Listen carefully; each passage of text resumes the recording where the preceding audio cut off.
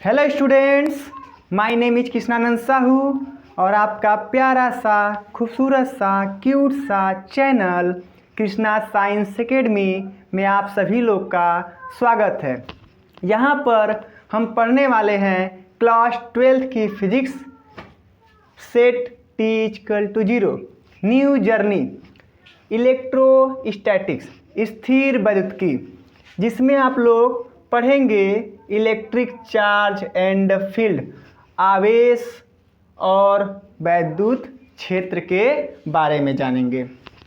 बच्चों, जो आपका क्लास 12 का फिजिक्स है फर्स्ट पार्ट, वह एक बहुत बड़ा सिलेबस कवर करता है। इलेक्ट्रोमैग्नेटिज्म, वैद्युत चुंबकीयता, जो दो भागों में बटा हुआ है। एक होता है इलेक्ट्रोस्टैटिक्स स्थिर वैद्युतिकी, एक होता है इलेक्ट्रोडायनेमिक वैद्युत गतिकी। इसमें हम लोग पढ़ने वाले हैं चार्ज एट रेस्ट, आवेश की स्थिरता का अध्ययन करने वाले हैं। इसमें चार्ज मोशन में होता है, चार्ज के मोशन का अध्ययन करने वाले हैं सर। कैसे सर? देखो, इलेक्ट्रिक करंट,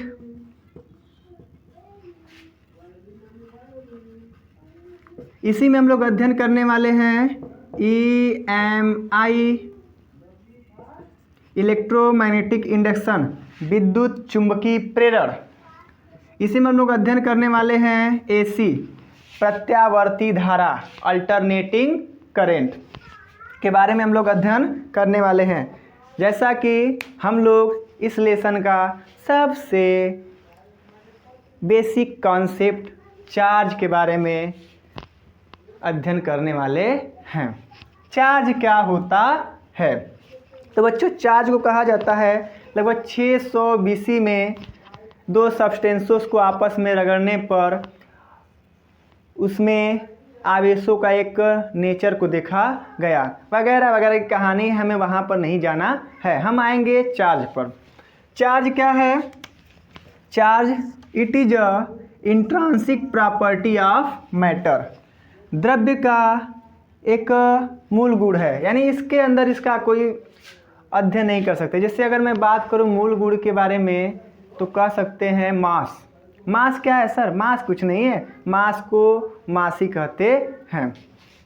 इसमें जो आता है आपका बच्चों, इसमें जो आपका आता है फिजिक्स में, चार्ज का एक सिंबल बनाया गया, वो सिंबल्स होता है Q।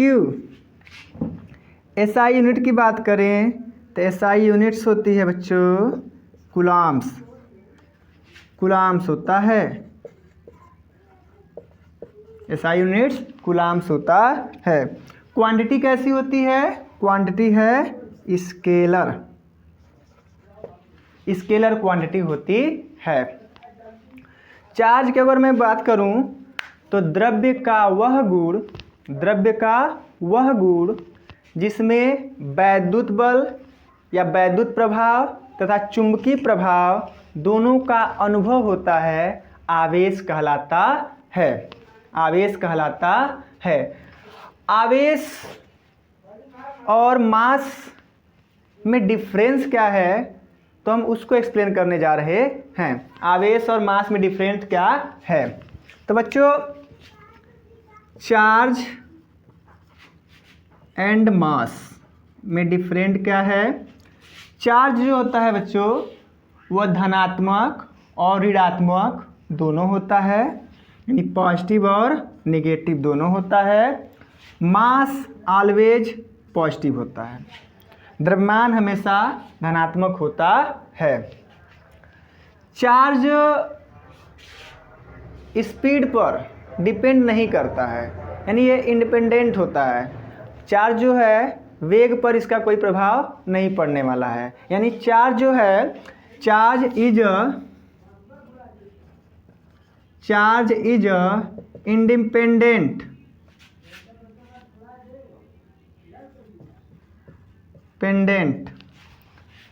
Of speed. चार्ज जो होता है स्पीड से क्या होता है, स्वतंत्र होता है, इस पर कोई प्रभाव पड़ने वाला नहीं है।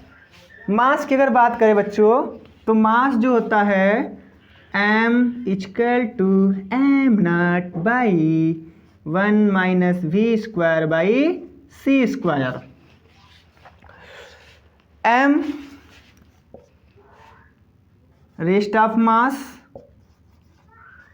स्थिर मास है, और ये m क्या बोल सकते हैं हम लोग, mass of body, mass of body. बच्चों ये क्या होता है, मास जो होता है वेग के बदलने पर बदलता है। अगर किसी वस्तु का वेग चेंज हो रहा है तो वेग अगर बढ़ रहा है तो उसका मास भी क्या होगा, बढ़ेगा। मास जो है वेग के बढ़ने पर बढ़ता है। देखो ना यहाँ पे, अगर मान लेते हैं कोई पार्टिकल्स है, एक प्रकाश की चाल, अगर हम कोई भी वस्तु लेंगे तो उसका स्पीड क्या होगा, कोई भी अगर वस्तु लेंगे हम तो उसका स्पीड क्या होगा, जब भी होगा प्रकाश की स्पीड से क्या होगा, कम होगा। जब ये वाला स्पीड जो है, मान लेते हैं कि चलो ये स्पीड 100 है, ये स्पीड हमेशा प्रकाश की स्पीड से जब कम होगा तो इसका जब इसमें डिवाइड करेंगे तो ये वैल्यू क्या होगी, ओवरऑल 1 से कम आएगी, 1 से कम आएगी, लेस आएगी। जब ये 1 से कम आएगी तो ये टोटल फ्रैक्शन 1 से कम होगा, तो 1 में से इसको माइनस करेंगे तो और वैल्यू कम होगी, उसका करड़ी निकालेंगे तो और ज़्यादा कम होगी। यानी ओवरऑल ये डिनोमिनेटर क्या है, 1 से कम है, तो ओवरऑल ऊपर की वैल्यू बढ़ेगी कि नहीं, बढ़ेगी कि नहीं, बिल्कुल बढ़ेगी। तो मास जो है वेग पर डिपेंड करता है। अगर वेग बढ़ेगा या चाल बढ़ेगी तो मास बढ़ेगा, और चाल घटेगी तो मास घटेगा। अर्थात कह सकते हैं क्या हम लोग, मास यहाँ पे लिखते हैं हम, मास डिपेंड्स अपॉन मीडियम, सॉरी, मास डिपेंड्स अपॉन स्पीड। ओके बच्चों, क्या ये कॉन्सेप्ट क्लियर हुआ, वेरी गुड। इसके बाद हम लोग बच्चों बात करने वाले हैं कंजर्वेशन ऑफ चार्ज। सर आप इसमें क्या मिलने वाला है, इसमें बेसिक नॉलेज चार्ज के बारे में मिलने वाला है। इसके बाद का जो लेसन है उसमें हम लोग कुछ अच्छे टॉपिकों को कवर करने वाले हैं। तो यहाँ पे हम लोग बात करते हैं कंजर्वेशन ऑफ चार्ज की। तो कंजर्वेशन ऑफ चार्ज क्या होता है, एक टॉपिक और छूटी है बच्चों, types of charge. Types of charge, charge जो होते हैं 2 टाइप्स के होते हैं, 2 टाइप्स ऑफ चार्ज। फर्स्ट होता है आपका पॉजिटिव चार्ज, सेकेंड होता है negative charge, negative charge. Same charge आपस में रिपल करते हैं यानी प्रतिकर्षण करते हैं। जैसे मैं बोलूँ आपके सामने कि मेरे पास दो आवेश हैं, ये दोनों क्या करेंगे, अगर समान नेचर के हैं तो दोनों आपस में प्रतिकर्षण करेंगे, और अपोजिट नेचर में तो दोनों आपस में चिपक जाएंगे। अर्थात क्या समझ में आ रहा है हमको कि same charge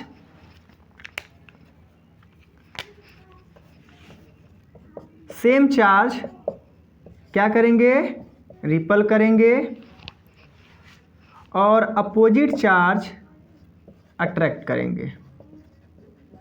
okay, opposite charge क्या करेंगे, अट्रैक्ट करते हैं। समान आवेशों के बीच में प्रतिकर्षण बल लगता है और विपरीत आवेशों के बीच में आकर्षण बल लगता है। क्या ये बात क्लियर है, वेरी गुड। अब आते हैं हम लोग बच्चे कंजर्वेशन ऑफ चार्ज पर आते हैं बच्चों। तो क्या है कंजर्वेशन ऑफ चार्ज, तो इसका सर हम लोग अध्ययन करने वाले हैं ब्रीफली। तो हम अध्ययन करने वाले हैं कंजर्वेशन ऑफ चार्ज के बारे में। कंजर्वेशन ऑफ चार्ज, आवेशों का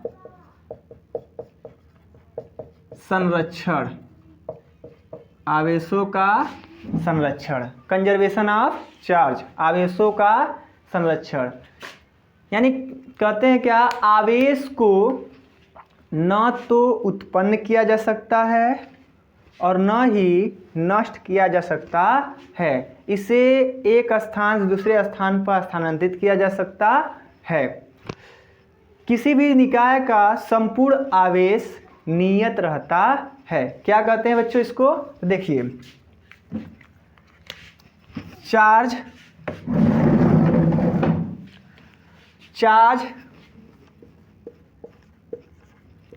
can neither be created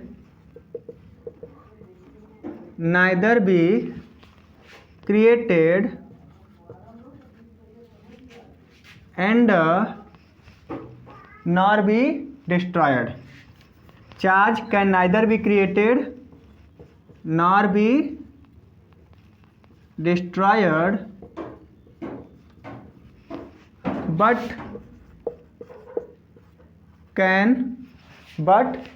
can only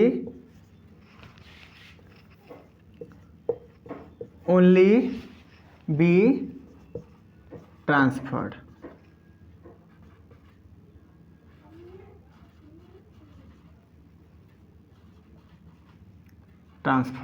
okay, but can only be transferred. यानी हिंदी में बोले तो आवेश को न तो उत्पन्न किया जा सकता है और न ही नष्ट किया जा सकता है। इसे केवल एक स्थान से दूसरे स्थान तक स्थानांतरित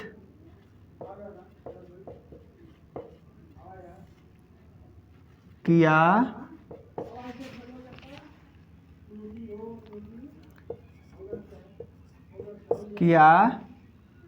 जा सकता है।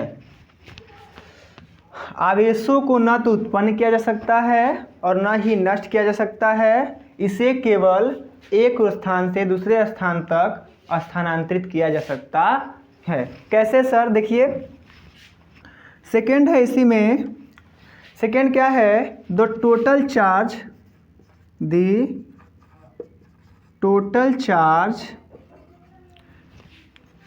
Of an isolated system. किसी निकाय का आवेश नियत रहता है। आइसोलेटेड का मतलब तन्हाई में रहने वाला। ऐसे होता है ना, बच्चों को गम होता है तो तन्हाई में डूब जाते हैं। क्या सर, आप भी ना। चलो देखो क्या होता है। सपोज दैट एक बॉडी है और एक अदर बॉडी है। इस बॉडी में 2 कूलम चार्ज है प्लस 3 कूलम चार्ज है और यहाँ पे माइनस 2 कूलम चार्ज है। इसमें यहाँ पे 2 कूलम चार्ज प्लस में और 3 कूलम चार्ज माइनस है। और आपको चेक बताना है कि इस बॉडी में आवेश कंजर्व है कि नहीं है। तो हम क्या करेंगे, इसके आवेश को Q1 Q2 Q3 कर देते हैं और इसके आवेश को Q1 dash Q2 dash Q3 dash. Okay, so Q1 plus Q2 plus Q3 plus dot dot dot equal to Q1 dash plus Q2 dash plus Q3 dash वगैरह वगैरह। क्योंकि अब बहुत सारे आवेश हो सकते हैं इसलिए मैंने डैश डैश लगा दिया। तो यहाँ से आप देख रहे होंगे बच्चों 2 coulomb 3 coulombs -2 coulombs equal to Q1 dash कितना 2 कूलम्स 3 कूलम्स और हमको Q3 डैश निकालना है। तो हम क्या करेंगे, ये कैंसिल आउट हो जाएंगे आपस में। तो Q3 डैश कितना आ गया बच्चों, -2 कूलम, -2 कूलम। अब यहाँ पे जब -2 कूलम है तो आप देख सकते हैं कि 3 2 5 -2 3 हो गया, 3 2 5 -3 हो गया ना ये। यानी ये क्या है, इस सिस्टम का संपूर्ण आवेश नियत है, अर्थात इसी को हम लोग बोल रहे हैं कि आवेशों को एक स्थान से स्थानांतरित दूसरे स्थान पर कर सकते हैं। क्या ये टॉपिक समझ में आ गई? Very good. सेकेंड आता है बच्चों, सेकेंड आता है आपका quantization of charge. Quantization of charge, second क्या आता है बच्चों, क्वांटाइजेशन ऑफ चार्ज।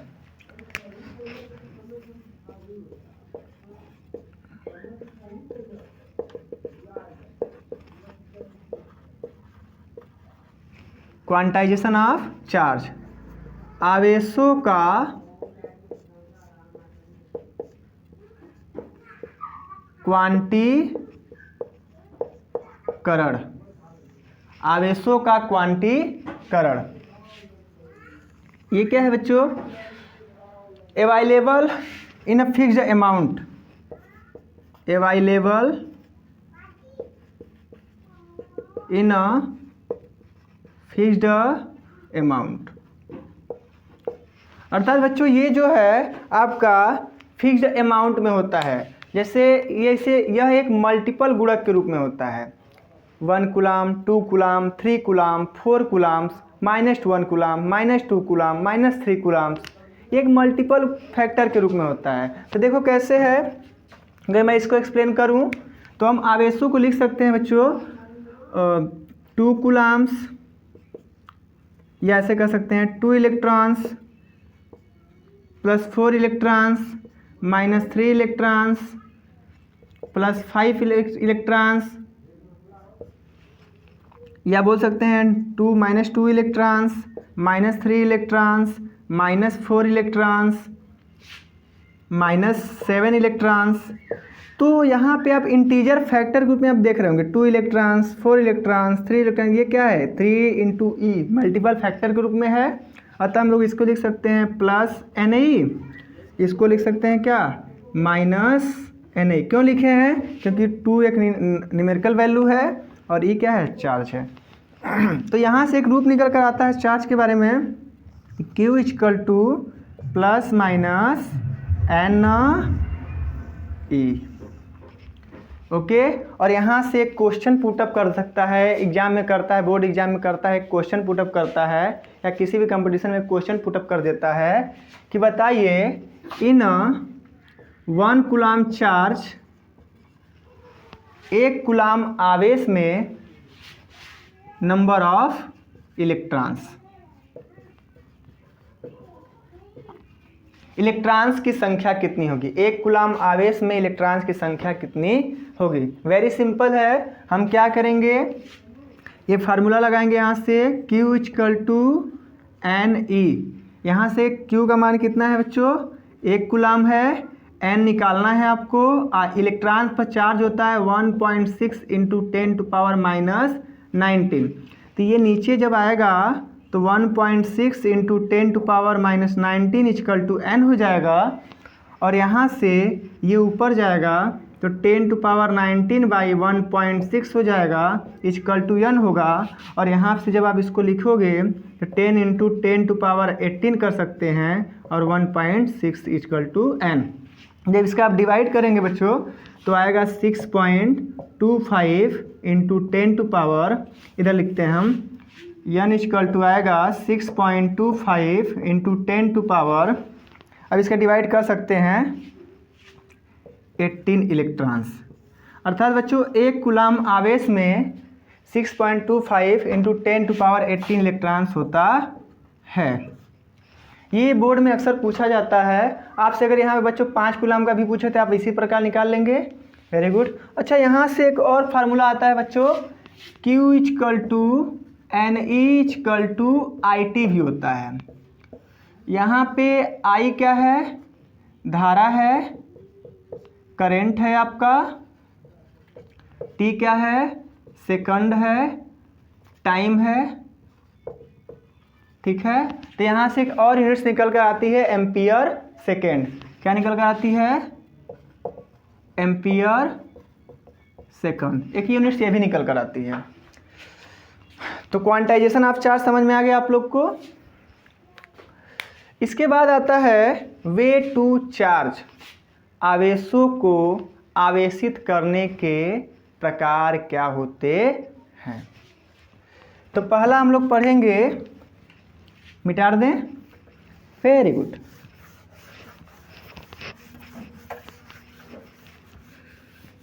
इसके बाद पढ़ने वाले हैं हम लोग बच्चों way to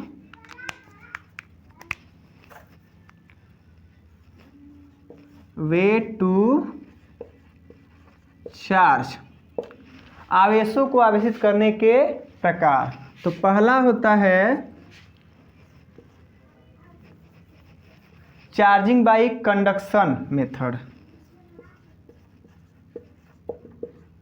charging by conduction method. इसी को हम लोग बोलते हैं डायरेक्ट मेथड। हिंदी में बोले तो चालन विधि द्वारा,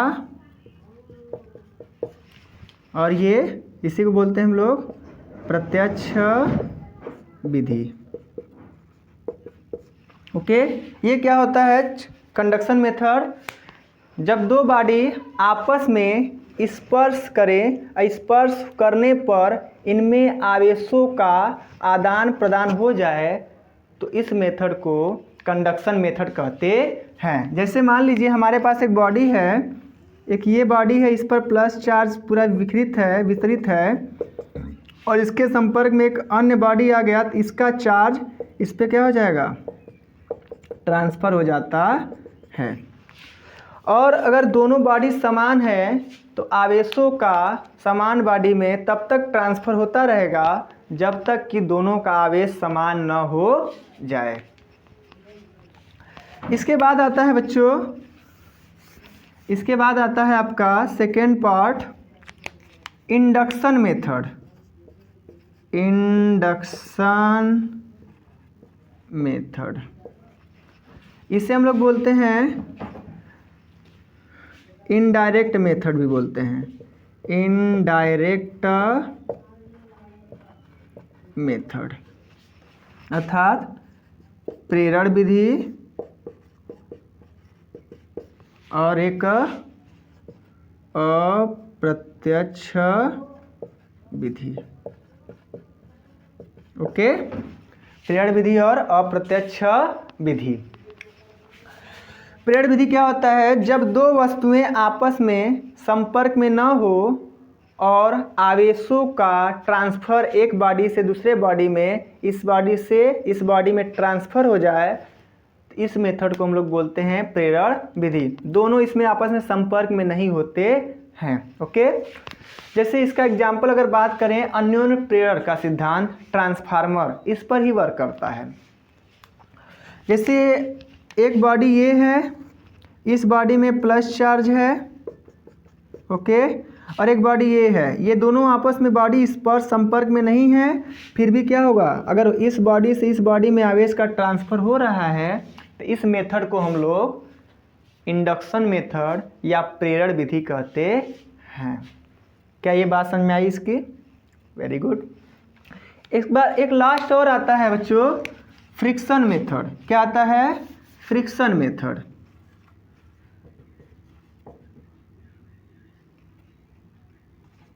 फ्रिक्शन मेथड, घर्षण विधि। क्या आता है? घर्षण विधि। इसमें क्या होता है बच्चों, दो बॉडी हैं आपस में, ये दोनों को क्या कर दिया, आपस में रगड़ कर दिए, और रगड़ करने के बाद जो हीट जनरेट होता है उसमें क्या होता है, चार्ज होते हैं।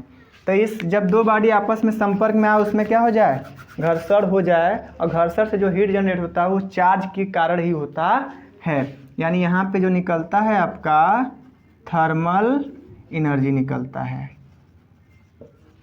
ऊष्मीय ऊर्जा निकलता है। तो आज हम लोग बात किए आवेश के बारे में। आवेश क्या होता है, आवेश कितने प्रकार के होते हैं, मात्रक क्या होता है, यूनिट्स क्या होता है, क्वांटिटी स्केलर होती है, अदिश राशि होती है। फिर उसके बाद हमने पढ़ा कि आवेश दो प्रकार के होते हैं, पॉजिटिव आवेश, नेगेटिव आवेश। धनात्मक आवेशों में प्रतिकर्षण होता है, विपरीत आवेशों में आकर्षण होता है। उसके बाद हम लोग चार्ज और मास के बारे में पढ़े कि दोनों में रिलेशन क्या है। उसके बाद हम लोग क्या पढ़े थे, कंजर्वेशन ऑफ चार्ज पढ़े थे, आवेशों का संरक्षण पढ़े, क्वांटीकरण पढ़े, फिर वेट टू चार्ज, आवेशों को आवेशित करने के प्रकार पढ़े। और कल हम लोग या नेक्स्ट क्लास में जब भी हम पढ़ेंगे तो एक खूबसूरत टॉपिक के साथ कूलॉम्स लॉ, उसके लिमिटेशन, उसके वेस्ट वेट्स, न्यूमेरिकल्स को कवर करने वाले हैं। जो भी प्रॉब्लम होता है बच्चों, आप लोग कमेंट करके ज़रूर बताइएगा, हम उस प्रॉब्लम को सॉल्व करने का प्रयत्न करेंगे। Thank you watching my video.